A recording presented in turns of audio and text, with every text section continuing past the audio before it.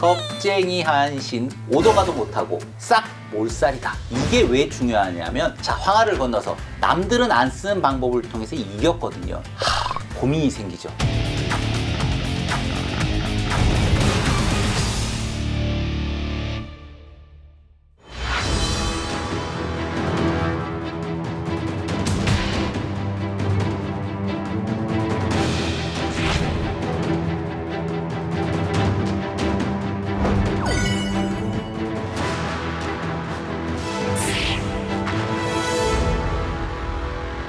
조나라를 박살을 냈습니다. 그 다음에는 이제 뒷수습을 좀 해야죠. 자, 한신이 명령을 내리죠. 진중에 광무군 이자거를 생포하면 천금을 주겠다. 어마어마한 전상금을 겁니다. 적장인데 왜 그랬을까요? 한신도 꿈이 있어요. 어떤 꿈이냐? 나도 왕 좀 돼봤으면 좋겠다. 누구나 이때는 장군으로 나서거나 이랬으면 최소한 내가 제후가 되거나 왕이 되거나 이런 거 정도의 꿈들은 가져야 그래도 뭔가를 이뤄낼 수 있죠. 그야말로 나는 꿈이 있어요. 이 얘기나 마찬가지입니다. 아, 역시 난 노래는 안 돼. 자기도 참모가 필요한 겁니다. 괜찮은 참모가. 뭐 전략의 천재라서 모든 걸 결정한다 해도 자신의 생각이 맞느냐 하는 부분을 검증할 길이 없는데, 리더의 생각을 검증할 수 있는 길은 참모로부터 여러 의견을 듣는 거거든요. 근데 한신 입장에서는 아직 쓸만한 참모가 없는 거예요. 본인이 한나라의 적어도 대장군, 최고 지휘관쯤 됐는데 밑에 쓸만한 참모가 하나 있으면 나도 좀 더 꿈을 크게 가져볼 수 있겠다. 혹시 왕이 될지도 모르겠다 라는 생각이 있는 거죠. 그러기 때문에 한신이 이 광무군이 지난번 낸 계책을 보니 머리가 좋은 것 같아. 저 친구야, 내가 모셔볼 사람. 그 현상을 안 걸었으면 광무군은 죽은 상태로 자기 앞에 왔을 가능성이 크죠. 병사들이 그냥 죽였을 테니까. 생포를 해오고 난 다음엔 스승으로 대하는 것처럼 모시죠. 이 포박도 풀어주고 뭐 이렇게 잔치도 베풀고 이 존댓말을 딱 써가면서 이 광무군한테 앞으로 잘 좀 부탁드립니다 얘기를 하죠. 그리고 광무군에게 드디어 묻습니다. 지금 제가 북쪽으로 연나라를 공격하고 동쪽으로 제나라를 치려고 준비를 하고 있는데 어떻게 하면 과연 성공할 수 있을까요? 과연 한신이 몰라서 물어봤을까요?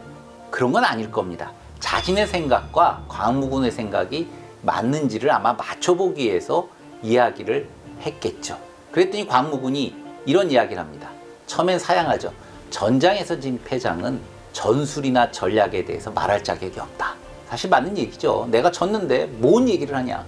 그런데 한신이 또 그럴 때는 그냥 있나요? 또 뭐 절도 딱 꾸벅하고 제가 꼭 부탁을 드리겠습니다. 저한테 알려주시면 앞으로 계속 모시겠습니다.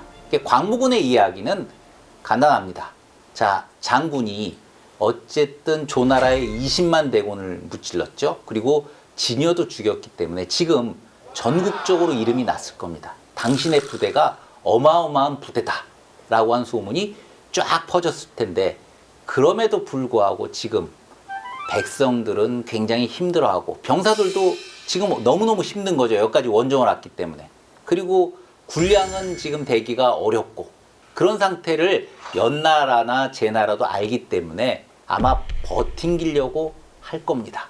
그러니 가장 좋은 방법은 현재 일단 점령한 지역에 충분히 위무를 하고 전쟁 고아도 돌봐줘야 되고 뭐 군인들에게 이제 포상도 하고 뭐 잔치도 베풀어주고, 그러고 난 다음에 좀 쉰 다음에 원정길에 나서야 되는데, 원정을 가기 전에 먼저 외교적인 방법으로 연나라에 이렇게 편지를 딱 보내게 되면, 그 편지 내용은 우리 부대가 지금 20만인데 항복 안 하면 너희들은 다 그야말로 싹 몰살이다. 뭐 이런 이야기를 하는 거죠. 그야말로 허세 자체를 한번 부려보시라. 그랬더니 실제로 보냈더니 연나라가 광무군의 말대로 항복을 하게 됩니다. 쉬웠죠, 그야말로. 말 잘 들어야 돼요. 말 잘 들어요. 저도 그래서 저희 그 부인의 말을 엄청 잘 듣습니다. 참모 말 잘 들어야 됩니다. 역시 좋은 참모, 기업을 운영하시는 분들은 상대방 기업에 좋은 인재가 있으면 열심히 역시 끌어와야 된다. 역시 인재제일주의다. 그래서 꼭 적이라도 좋은 인재가 있으면 데려다가 내 밑으로 쓸 수 있는 능력이 있어야 자신이 운영하고 있는 것이 확장될 가능성이 크다라고 하는 거죠.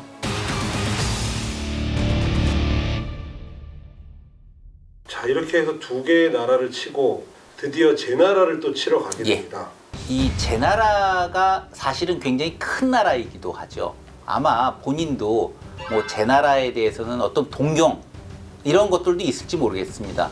왜냐하면 뭐 본인도 손자병법이라든가 뭐 기타 등등을 배웠을 것이고, 근데 사실 제나라 문물이 발달되어 있기 때문에 이 제나라는 쉽게 공략하기가 어려울 것이다라고 판단을 했지만 그 제나라를 공략을 안 할 수가 없죠. 그 제나라를 먹어야지만 이 북쪽과 동쪽이 다 한나라 쪽으로 들어오는 거거든요.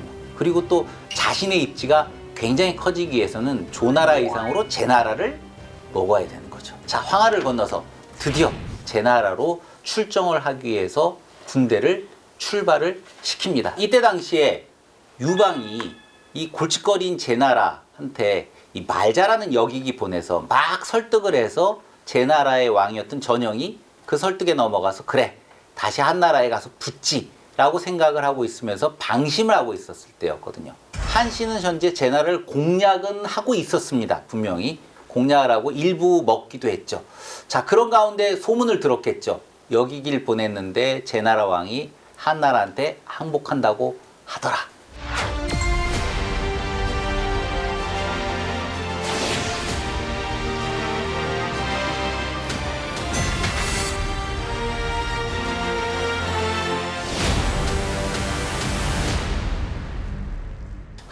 고민이 생기죠. 이거 어떡하지? 내가 계속 공략해야 되나? 이제 그만둬야 되나? 그 밑에 있던 책사 괴통이 지금 역이기 한번 보십시오. 일개 유생입니다. 유학자. 역이기는 가서 이 말 한마디 쫙 해가지고는 제나라의 70여 성을 얻었는데 당신 열심히 지금 노력해서 겨우 50개 정도 성 정도를 항복을 받아냈지 않냐. 이거 그냥 있으면 전체 공로로 보면 역익의 공로가 훨씬 더 높다 이런 얘기입니다.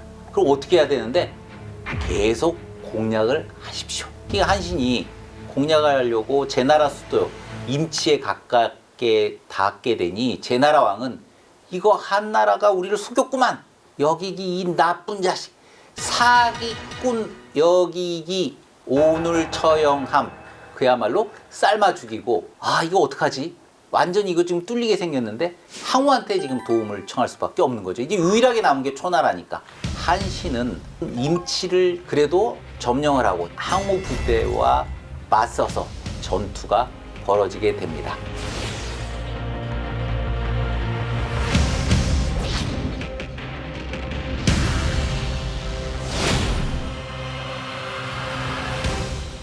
항우는 누구를 보냈냐면 용저라고 하는 사람을 자기 밑에 그야말로 신복이죠. 드디어 용저가 한신의 부대와 맞서기 시작할 때 그 밑에 있던 누군가 참모였을 겁니다. 용저한테 이야기를 하죠. 자, 한나라 멀리서 싸우러 왔기 때문에 그야말로 공로를 세우기 위해서는 죽을 힘을 다해 싸울 것입니다. 반대로 초나라하고 제나라는 자기 땅의 싸움을 벌이니 도망가기도 쉽습니다. 자, 그러니 성을 차라리 굳게 지키고 제나라 왕에게 신임하는 신하를 보내서 회유하는 것이 좋을 것 같습니다. 그리고 초나라가 구원을 하러 왔다고 이 소문이 쫙 퍼지게 되면 이 성읍들이 한나라를 배반할 거다 하는 얘기입니다. 자, 그렇게 되면 한나라 군대는 어떻게 될까요? 이제까지 항복했던 성읍들이 다시 싹 돌아서게 되면 결과적으로 보급 부분에 큰 문제가 생기게 되고 오더가도 못하고 결국은 지게 될 것입니다. 이 얘기를 들어야 되는데 남의 얘기를 안 들어요, 사람들이. 용조는 거기에 대해서 이렇게 반박하죠. 내가 한신에 대해서 좀 알아. 한신 자체가 겁쟁이야. 그리고 두 번째로 문제가 뭐냐면 만약에 그렇게 지구전으로 가게 되면 내가 세운 공로가 뭐가 있어? 내가 만약에 지금 전투 한 번으로 크게 이기게 되면 제 나라 절반은 내 건데 미쳤다고 그런 지구전을 해?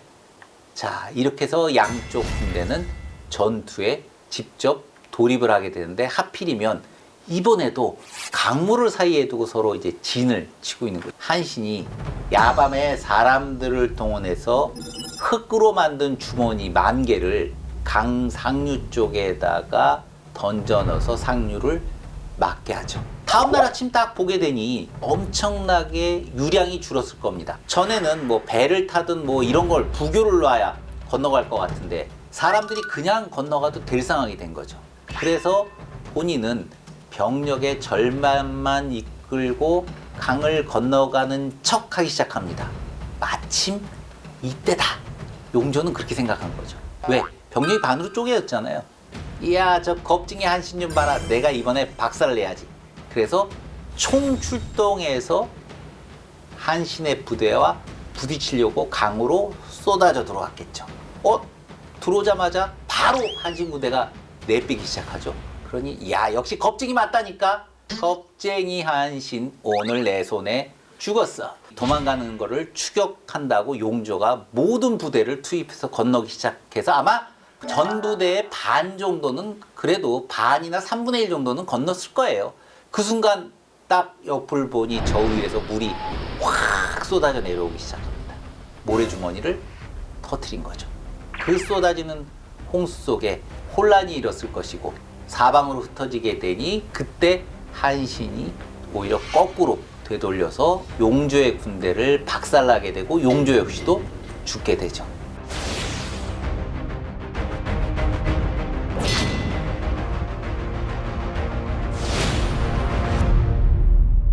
이 이야기 좀 진위 팩트 체크를 꼭 하고 싶어요. 사실은 그거는 진짜 확고히 그렇다라고 알 수는 없겠지만, 그렇다고 뭐 기록에 있는 걸 100% 아니다라고 이야기하기도 되게 어렵죠. 이건 결과적으로는 딱 하나입니다. 적의 병력을 분산시키고 쪼갠다라고 하는 부분이 가장 큰 목적이거든요. 사기에 보면 그런 얘기를 하고 있습니다. 항우는 용조가 죽자 속으로 겁이 나서 이거는 일단 회유책이 가장 좋은 방법이다. 무섭이라는 사람을 보내서 회유를 시작합니다. 진나라가 망했다. 그리고 각자 봉지도 받았다. 근데 유방이 약속을 어기고 군대를 일으켰다. 잘 보라. 유방이라는 사람이 그냥 끝날 사람이 아니다. 탐욕이라고 하는 건 그야말로 천하제일이다. 당신 꿈이 있지 않냐? 왕 되고 싶지? 유방이 당신을 과연 그냥 놔둘까? 당신도 결국 그의 밥이 될 거다. 한신이 뭐라고 얘기를 하냐면, 내가 과거에 항우를 섬겼는데 내가 뭐라고 얘기하면 항우가 받아주지도 않았다. 근데 유방은 봐라. 완전 반대였다. 자기 옷도 벗어주고 밥도 같이 먹고 나한테 상장구도 줬고 군대 수만 명도 주고 한마디로 나의 능력을 믿어주고 써줬다. 그러니 내가 의리가 있지. 어쨌든 의리를 지킨다고 그 설득에 넘어가지 않습니다. 이게 나중에 결과적으로 한신의 발목을 잡는 거죠.